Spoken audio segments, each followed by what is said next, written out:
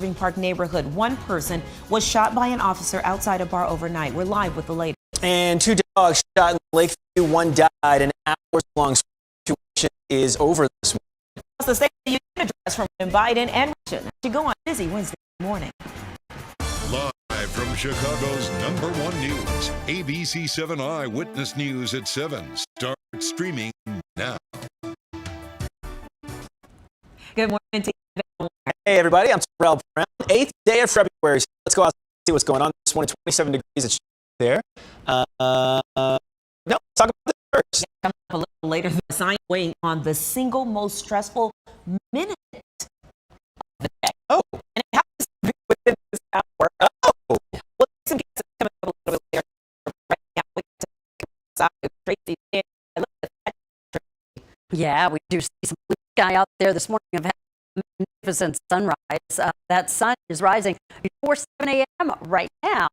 Tomorrow, yeah, we're going to be hard-pressed to find any sun at this hour tomorrow. I think we're going to be in the throes of heavy rain, maybe even some thunder and some strong gusty winds, too. We are looking at surpassing half an inch of rain in much of the area tomorrow. Could even see some coming in up to 1.5 inches. Now, a high wind watch is going to go into effect tomorrow, too. Stay in effect 6 a.m. to 6 p.m., especially at east and south. Our sky is starting to get a little more cloud-filled. High clouds first are strolling in, made for a beautiful sunrise. It's a frosty start to the day, though. Temperatures drop back into the 20s. We'll talk more about the day ahead coming up. Roz? What we're looking at right now are some pretty high travel times, a lot of crashes. That's a good thing. We're looking at an average 40-minute travel time inbound between the Tri-State and downtown on just about every expressway. 55 Brook area and 50. That construction zone is getting heavy. We don't have any problems on the tollways. The majority of them are running just fine. But we do have this crash and people plays they got everything on the right shoulder. Local police are there. So at this point, it is a Gaper's delay, but right on through there's the fire department. Ooh, it was almost a crash. That's to keep people away.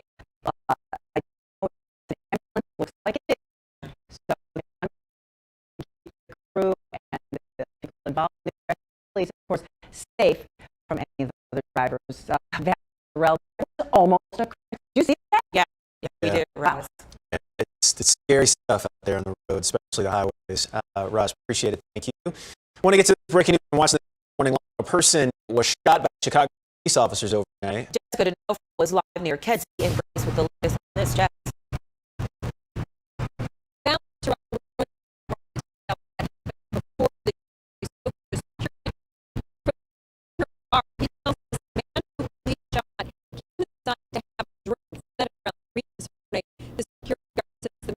Outside of called Krina's to have a threat. The guard says he noticed the man in his 20s seemed agitated as he was talking with some people outside. So the security guard went out there to see what was happening.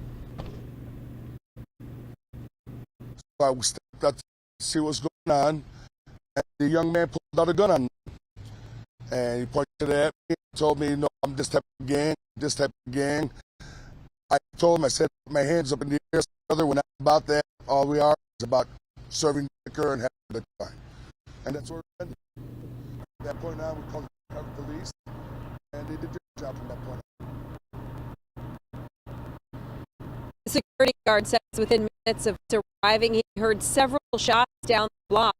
Police confirming that officers did fire shots, hitting an offender in the 3700 block of Troy.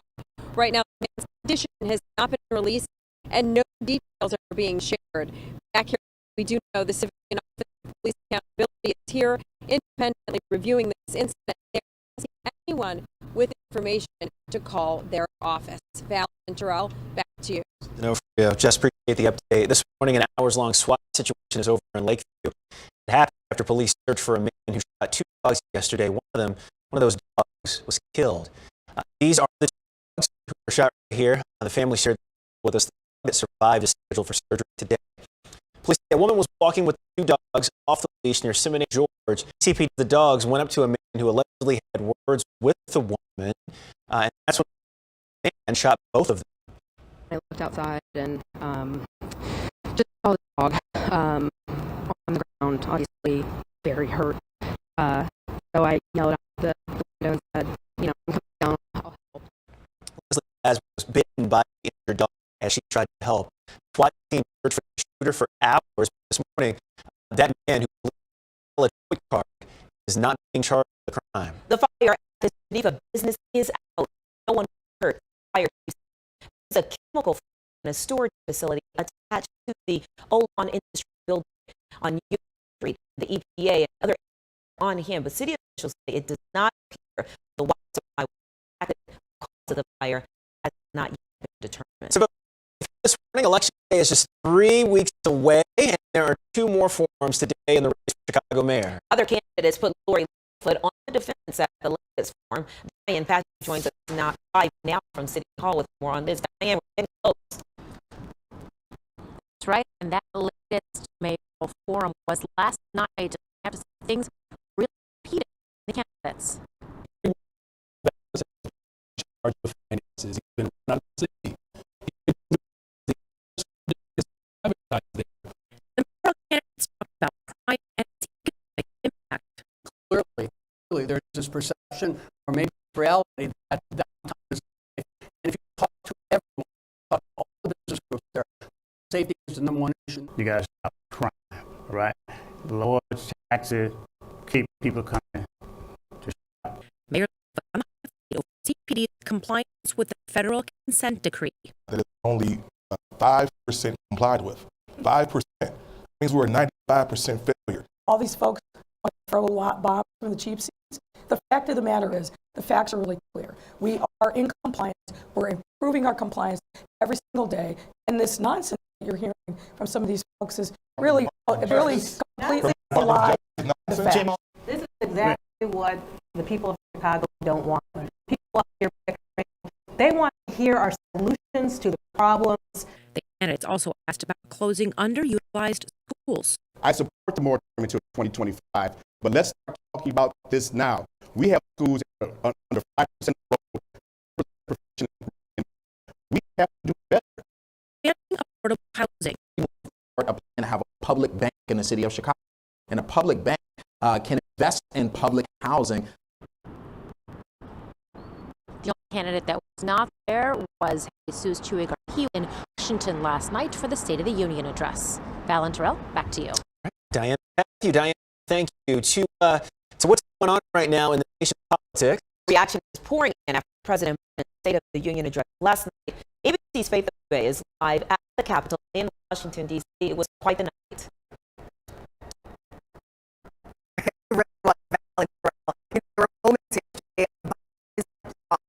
Cheers, standing ovations, but it was really hard to ignore those times when some Republicans heckled the president, forcing even the House Speaker Kevin McCarthy to shush members of his own party. Mr. Speaker, President of the United States. President Biden kicked off his second State of the Union address, calling for a unity agenda, highlighting how bipartisanship has led to several accomplishments in his first 2 years in office. Democrats and Republicans came together. You came together to pass one in a generation, once in a generation infrastructure law, building bridges connecting our nation and our people. The president's speech prompted multiple rounds of applause from both sides of the political aisle as he talked about issues like public safety, spotlighting the parents of Tyree Nichols in the room. Just as every cop on the back has a right to be able to go home at night, so does everybody else out there. The warm up the politically divided Congress turning into a reception. Some Republicans want Medicare and Social Security. So I'm not saying it's a majority.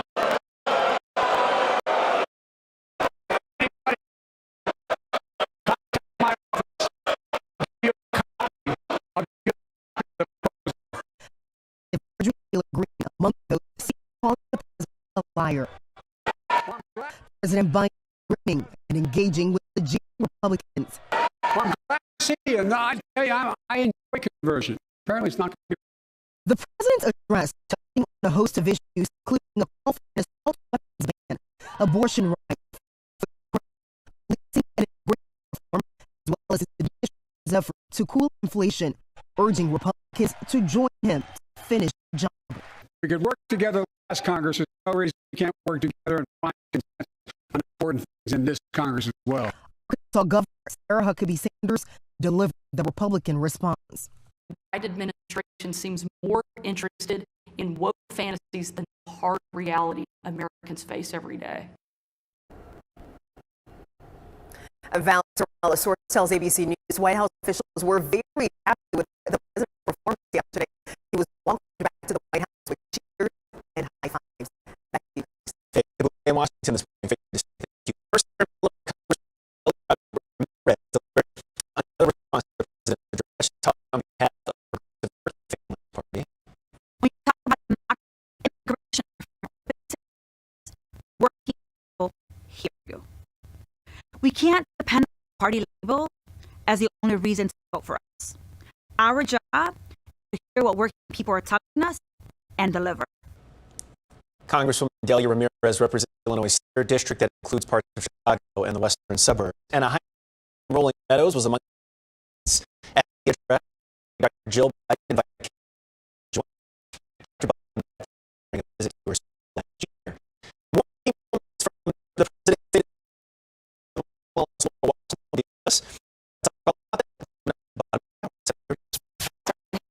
another public meeting to discuss Grant Park. Chicago District has been holding meetings on the proposed revamp of the park. Chicago's front yard reimagined. Now, among the many ideas proposed is a playground for residents on the south end and a dog park on the north end. Tonight's meeting will take place at 5 and 7 o'clock at Columbia College. This morning, King James is now the NBA's king of scoring. The 38-year-old scored 38 points to become the league's all-time leading scorer. He surpassed Kareem Abdul-Jabbar, who held the record for 38 years. A lot of 38 here. Side note, LeBron said he will not retire until Bronny, his oldest son, enters the NBA. Which one would that be? I'm trying to think of. Is Well, Bronny a? he's a senior. He's a senior. Oh, He's a okay. senior. Okay. I mean, that could be any time now. Could be, but I don't think he's as good as his dad. I think he's probably going to have to go to school a little bit. And you know, yeah, it is a great idea. Right? Just to get that experience. So, yeah. It's really interesting. I think that because he said it, it's probably going to happen in some way. Not anytime soon. It takes 2 to 3 years to get an NBA. I have a feeling LeBron will still be doing what he does. That would be very cool to see them together. Yeah. Yeah. But you know what? His son, his middle son, Bryce, is also a decent basketball player. Oh my goodness. Wow. They got I don't know what she does, but two are both pretty decent basketball players. Yeah. We see it all the time. Same thing with Steph Curry, right? His dad comes down. Exactly. The Curry brothers. Lots of brothers. Then we got transitioning to football. Right? Yeah, the brothers. Yeah. They're fun to watch.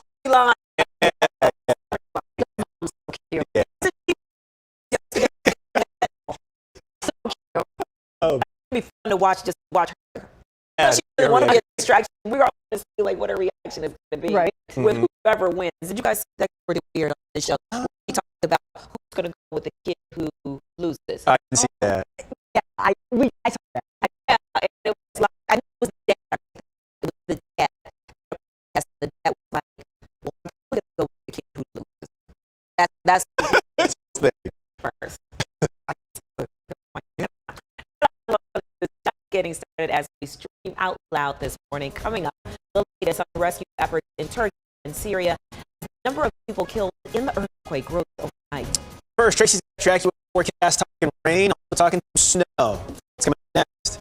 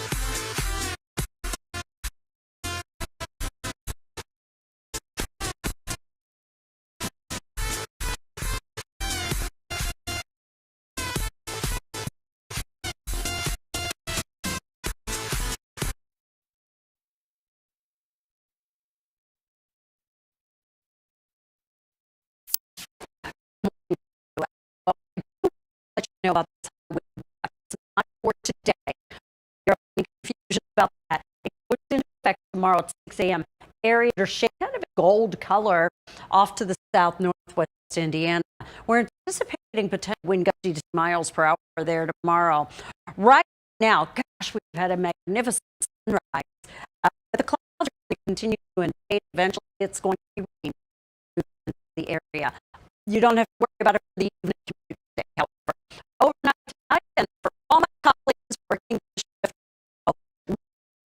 in rain tomorrow. No, and I know you're not here tomorrow. Thanks for letting us know.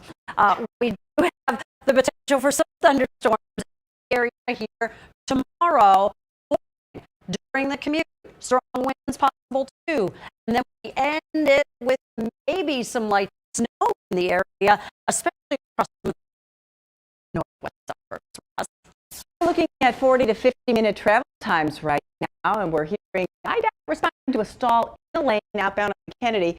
That's right in the middle of that big backup there. We also have a crash on 55 in the work zone just before Route 53. Could very well be down the shoulder, which is why we're seeing heavy traffic, not solid delays. But Chopper 7 is over the Edens. Crash out on the right shoulder. We're seeing any lane blockage there, but it really did outbound Kennedy because it backs up past the Edens Kennedy Junction. That's why that outbound JFK is clocking in at close to 50 minutes now. Downtown the airport, inbound, pretty much the same. So either looking at it, you're going to see some pretty slow moving traffic, and that's without any of the rain that's coming tomorrow. Valentrell, back to you. All right, Rob, thank you. There has been another jump, the death toll overnight from the earthquake in Turkey and in Syria. More than 11,000 people have died. Tens of thousands more are still thought to be trapped. Here's ABC's Lionel Moise. This morning, American search and rescue teams arriving in Turkey joined the around-the-clock search for earthquake survivors in the bitter cold. New videos showing teams racing people buried in the rubble. This man digging through the rubble searching for his young daughter Noor, buried in debris. Rescuers saying, "Father, don't be scared. Noor, please look at me here. Talk to your father." Noor looking up and seeing her dad. She was finally freed after nearly 24 hours. For countless other families, immense grief. This father who lost his 15-year-old daughter refused to let go of her hand. And perhaps the most dramatic rescue so far, this newborn found alive, crying. A mother gave birth while buried underneath a collapsed apartment. Sadly, she did not make it. More than 70 countries and 14 international organizations now offered aid to Turkey, but the concern is growing that Syria, wrapped by years of civil war, is getting far less help, due in part to economic sanctions and political conflict. An estimated 23 million people have been affected by Monday's earthquake. Many people in the U.S. are asking how they can help. For information on how to donate, visit unicefusa.org/ABC News. Lionel Boyce, ABC News, New York. And here's that website address one more time if you want, unicefusa.org/ABC News. We also have a link on our website. Still to stream this morning, study suggests the most stressful time of the day, and it might just be in this hour. We'll talk about it ahead.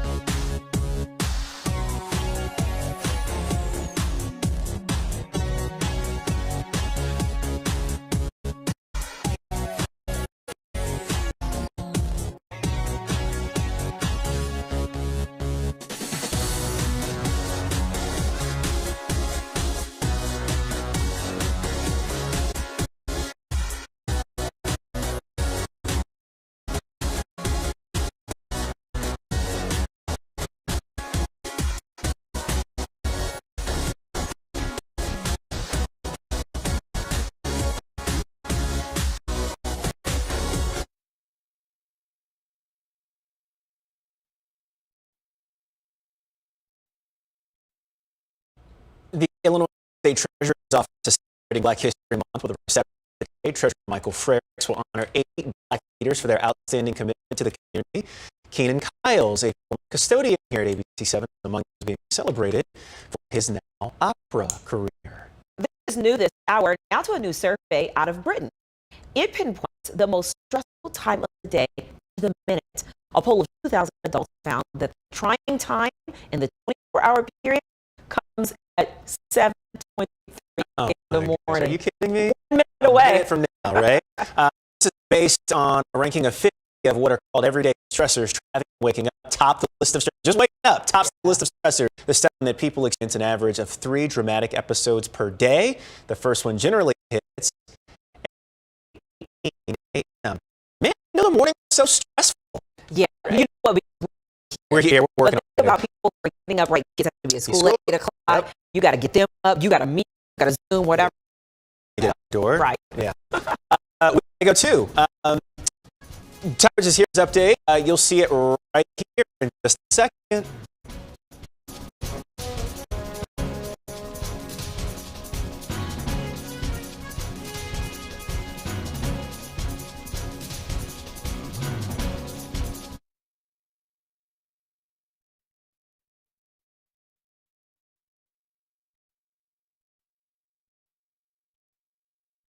Now, an update from ABC 7 Eyewitness News. Good morning. I'm Tanya Bavich. We are awaiting official word from Chicago police on today's breaking story. An officer involved shooting early this morning. According to a security guard, the man who was shot by police came out of a bar called Christina's Place in the Irving neighborhood. The guard said he noticed the man was agitated and followed him outside. That's when the man allegedly pulled out a gun and threatened him. The security called police, and soon thereafter he heard gunshots fired down the block. His condition has not been released, and investigation is currently underway. Let's get a check of our 7 AccuWeather forecast. Here's meteorologist Tracy Butler. Good morning. It's pretty quiet around the area. We have a magnificent sunrise this morning too. It's kind of cold out there. 23 degrees, that temperature now in Gary. Winds are not that strong yet. They're going to be changing, especially tonight into tomorrow. We still get into the 40s here today. We're talking about AccuWeather alert day for tomorrow because it is going to bring us a day with some heavy rain, especially even at this time. Gusty winds are expected to maybe even a little snow wrapping around. We'll take a break.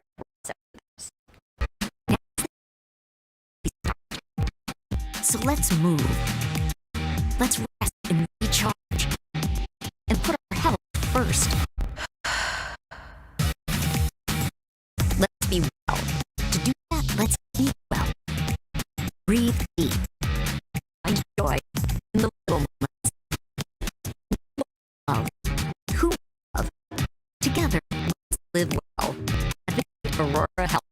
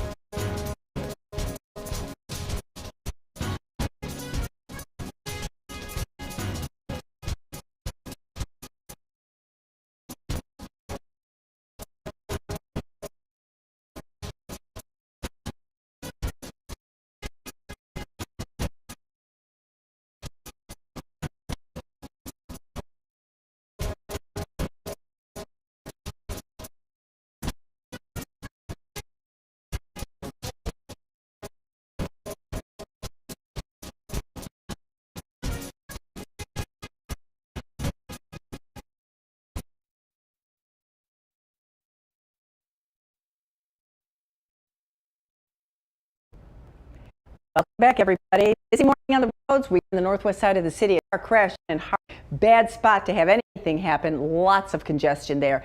We've got really high travel times, 50 minutes to an hour 10. And now we've got a big jam up at the Jane Byrne interchange. There's a car fire inbound right before the JBI Chopper 7 is over it. It's partially blocking the ramps going to the Kennedy or to the Dan Ryan. Traffic around it. It still has the well. It's just added to the complication.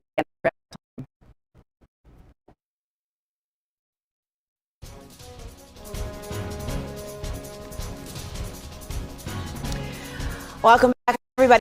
Time now, 7. A Chicago native has made history. Artist Jay Ivey won the first Grammy for the spoken word poetry category that he helped create.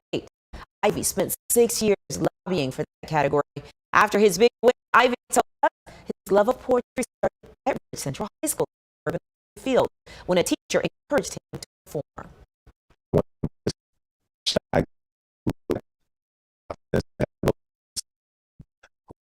Unseen, unheard.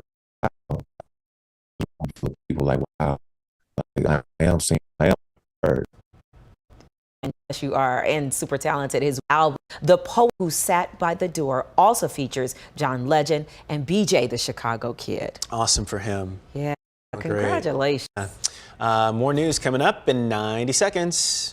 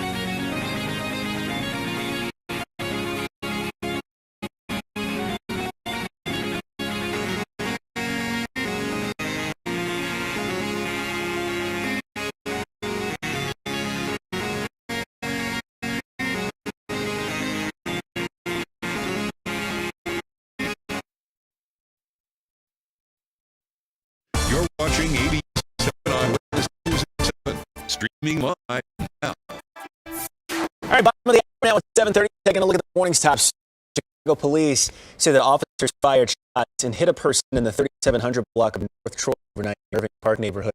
Right now, we don't know the extent of that person's injuries. The Civilian Office of Police Accountability will be involved with the investigation. A man shot and killed one dog and another yesterday in View.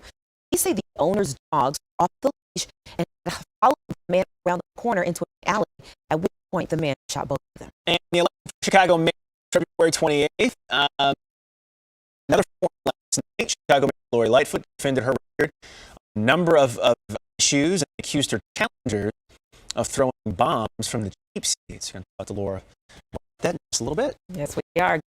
Everybody, welcome back. I'm Val. And I'm Brown. Let's go outside. See what we got this morning. Some sunshine right now. We're gonna live it up, enjoy it. Because Tracy, some things are changing.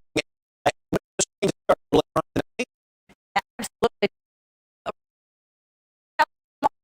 Probably going to be showing you the radar at this very moment. Right now, nothing on the radar, and we have had a magnificent sunrise this morning. 20 degrees right now, 25, so it is rather brisk start to our day today.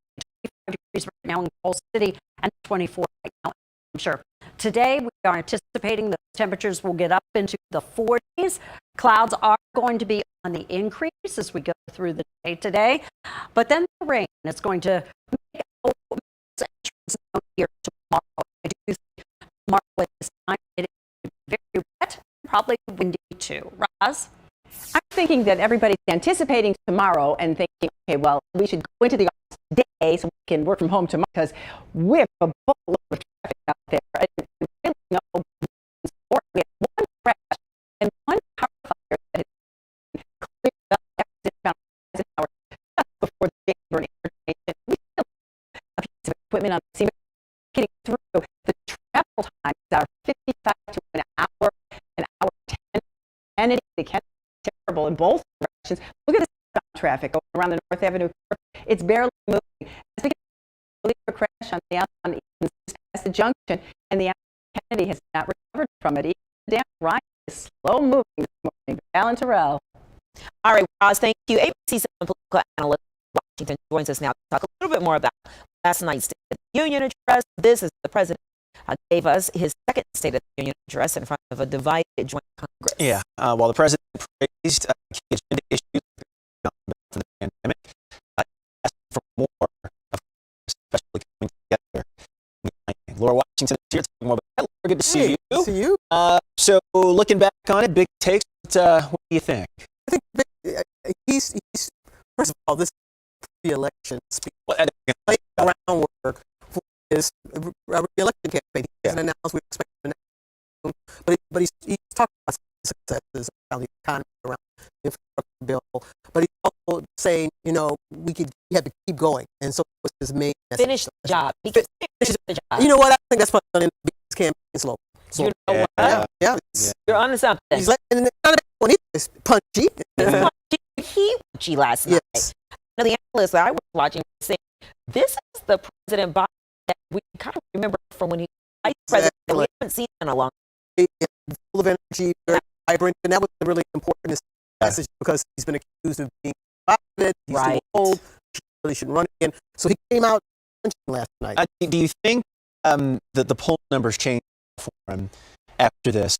A lot of people have not been happy with his performance so far. The things making the connection with you and I and everyday Americans feeling day in and day out. Right. I think you nailed it, Terrell. Most polls have him under 50% in terms of his approval rating, even though the economy is strong, even though many of the things he said last night are true.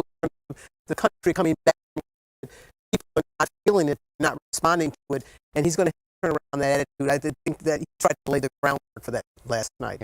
We actually do have some sound about him talking about unemployment. Let's take a listen. So let's look at the results. We're not finished yet by any stretch of the imagination. Unemployment is at 0.4%, a 50-year low. We heard some heckling last night. A lot of that. I know you guys already just talked about that. But what are your thoughts on that? Well, part of the heckling had to do with the number. The big moment was when he talked about Medicare and Social Security, accused the Republicans of wanting to end it, eliminate it. The Republicans are very much say they've never suggested that, which is true. There have been some proposals floated, but he's trying to claim that they want to eliminate it, and the Republicans were cheering him.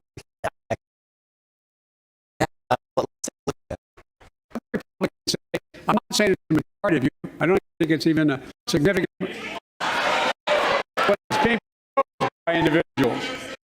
I'm not politely not naming them, but it's being proposed by some of you. It's interesting. It turns that he was actually looking at those Republican members, and talking to them. He was trying to send a message, and you know, they kind of played into his hands because they said, "Oh, that's not true." And he said, "Well, good. I like conversion." That's it. So he could get them on the record saying, "No, this is not something we want to support." It's interesting because House Speaker Kevin McCarthy, you saw, was sitting right behind him. He was kind of shaking his head. But he had made a commitment to make sure that things were civil. And he was asking for caucus to be respectful. Apparently, they weren't listening last night. Yeah, that was. And there was at one point he was like, "Shut you."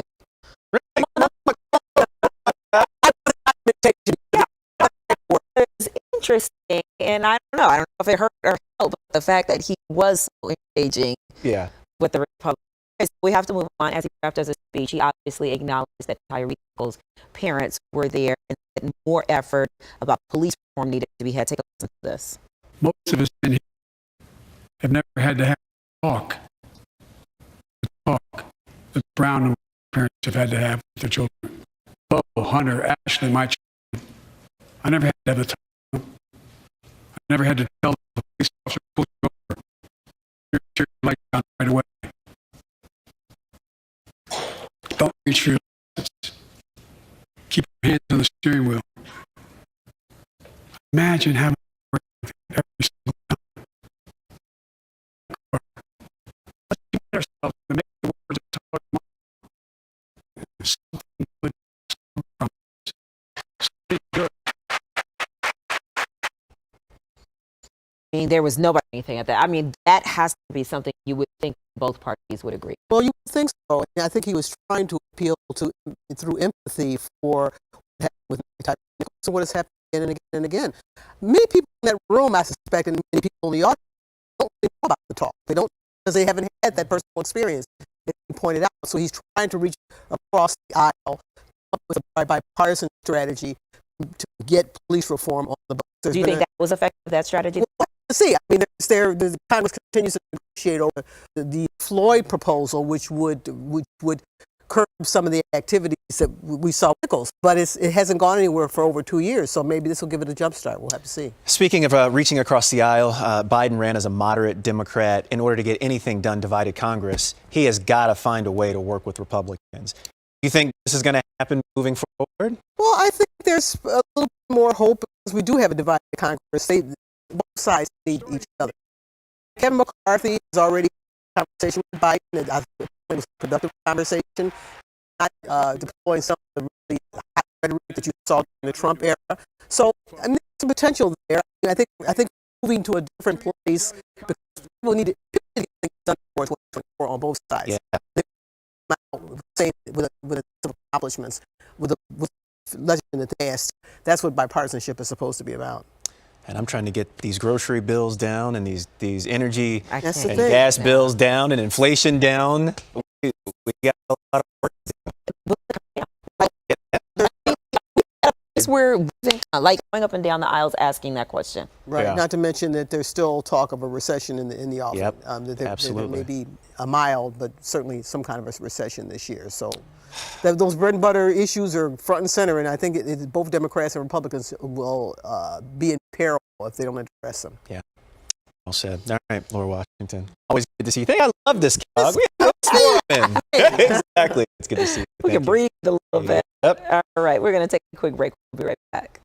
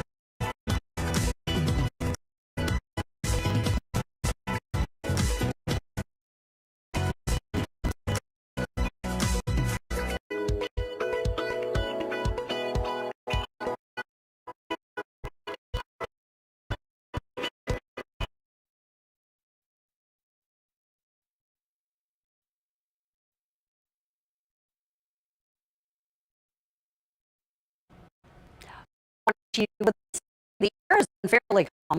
Beautiful sunrise. 24 hours from now, we'll be talking Beacons, Windykins, maybe even some thunder. 6 a.m. tomorrow, high wind watch is going to go affect all these areas shaded in the gold. We could be getting wind gusts 50 to 60 miles per hour. Then, even throughout the Chicago area, I think it's going to be very windy.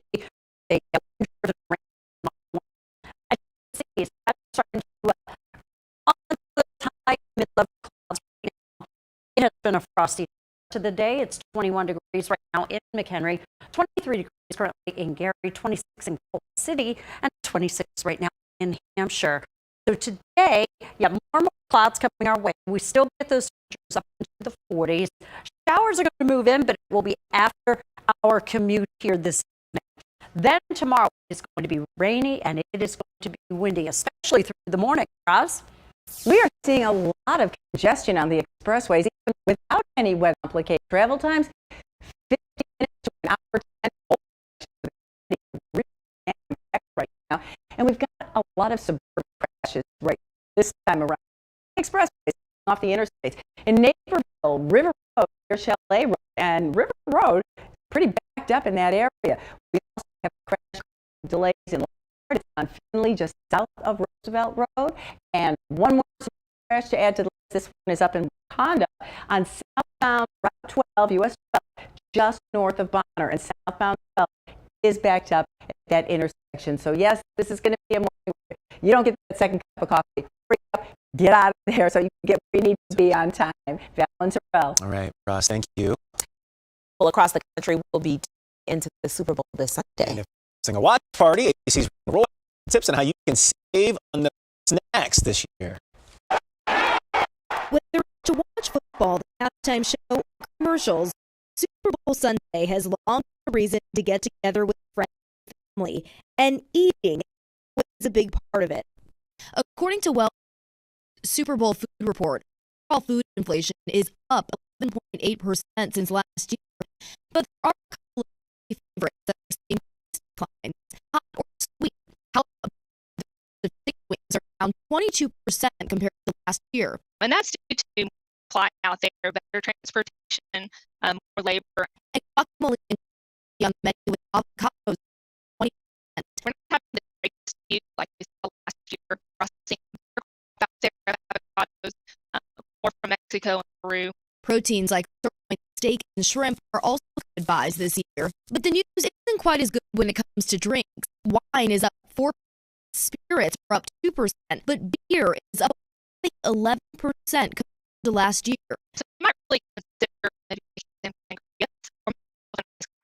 spirits. Other ways to save include shopping around at different stores at best prices, making your own fruit and veggie trays. You can as vegetable or your trays be cut up. It's extremely convenient to do, but of course,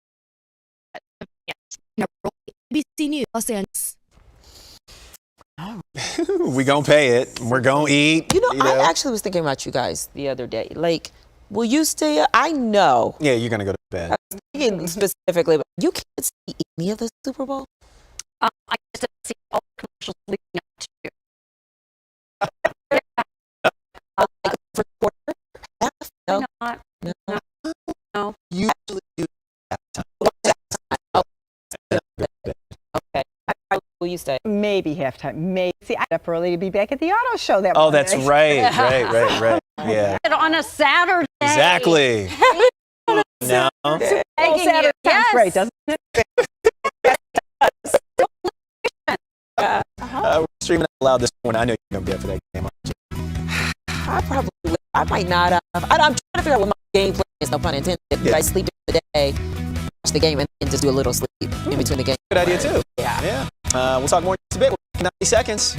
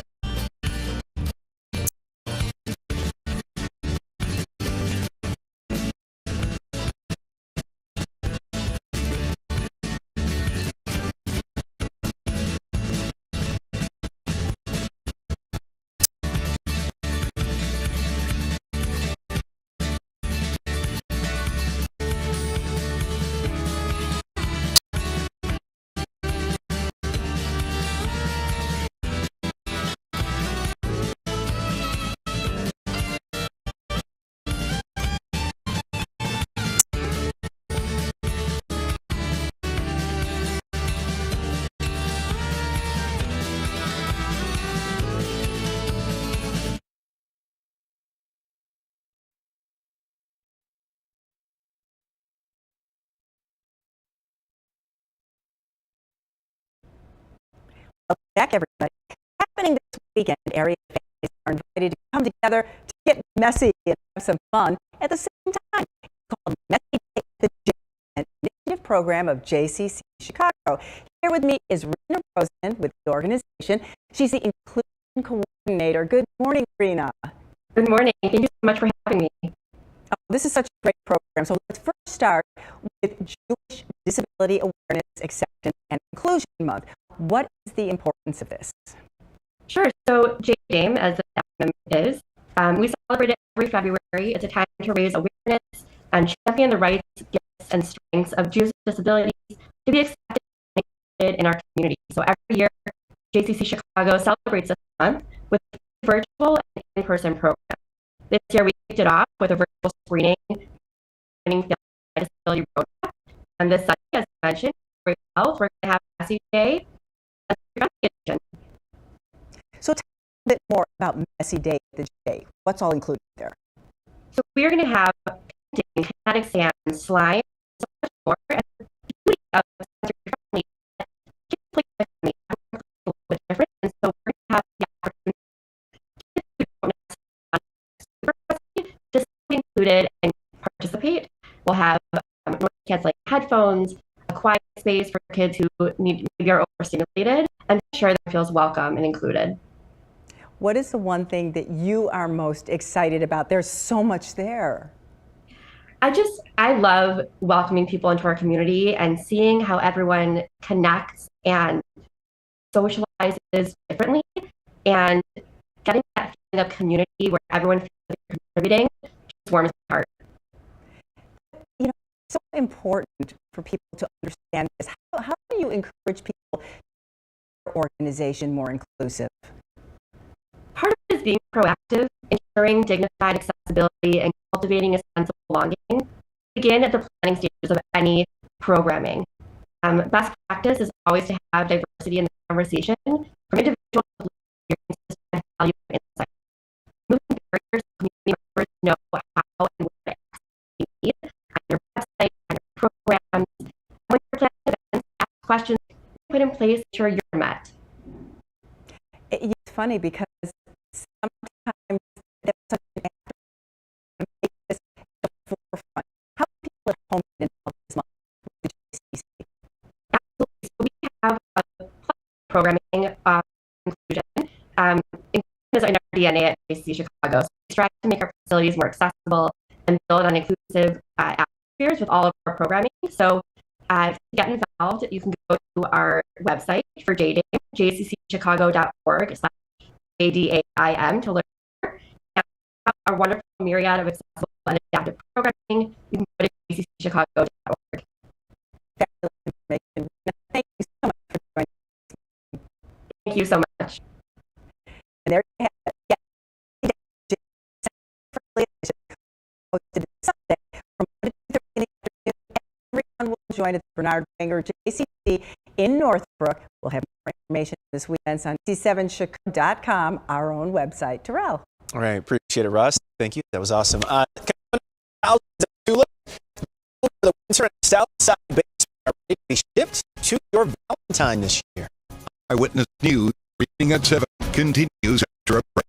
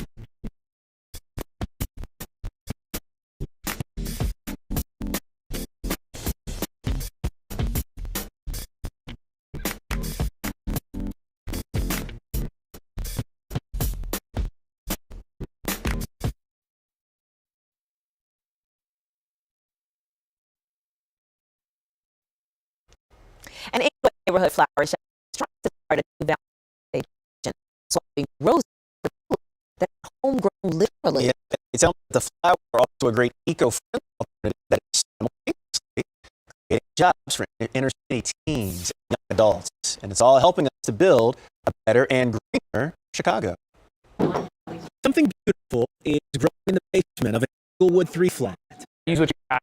Our small organization is able to grow 18,000 tulips in our basement, over 3 months. So that's pretty amazing. Outside Blooms is an in-house flower shop social enterprise that started in 2020. It belongs to the nonprofit Chicago Eco House. We're fully vertically integrated. We grow our own flowers. We design our flowers. We bloom our own flowers. So our youth there, come here, you can learn about floral design. You can learn about farming. You can learn about sales, customer service. Now they relied on wholesalers to keep their youth winter. Tulips are going to be easier to grow in the winter than summer flowers. So we're basically just speeding up the spring process. The tulips start in the rooting room. They stay there for about a month, then to here the grow room, where they're here for 3 weeks to a month when they bloom into flowers. People might find roses more appropriate than tulips for Valentine's Day, but Southside Blooms hopes you'll think outside the box this year. Bring something new. These clouds come in all different types of colors. They come in pink, come in red, come in everything that you can think of for roses and more. It's gives us a thank you. Also, I think it's a new kind of more real. Local growers also provide a more sustainable Valentine's Day option. They do typically 8 Valentine's Day flowers. That means they travel thousands to Chicago refrigerated plain trucks. 2017 travel alone produced about 360,000 metric tons by Besides synthetic fertilizers. Flower and Inside Bloom not only planet saving, they're cost saving too. We save about 60% compared to if we were to purchase them at the wholesaler. Our flowers are more affordable because we can grow them ourselves. It's creating jobs for youth in Southside Chicago. It's creating sustainable flowers, beautiful flowers that are connected to Chicago. If you like flowers, you don't even need to know those things to enjoy these flowers. I want some flowers, right? What did they do? You're right. And the eco part about it. Exactly. Yeah. And helping out kids on the south side too. It's funny, I met Keelan and Hannah years ago. Another, and you guys may remember this, so they bought an abandoned, basically 3 flat in Englewood, and they got in there, renovated it. They got a brand new 3 flat for $130,000. They renovated it, now they live in the bottom 4 buildings. So smart. Yeah, all kinds of opportunities like that on the south side. So you can support what they're doing down in Englewood, Southside Blooms, by putting in your order right now, right before Valentine's Day. Yes. Okay. Tulips wrapped up in upcycled newspaper starts at $50. That was a great price too. For more information. That's it for us and the news at 7. Everybody, we'll see you back here tomorrow morning. This has been our news streaming at 7.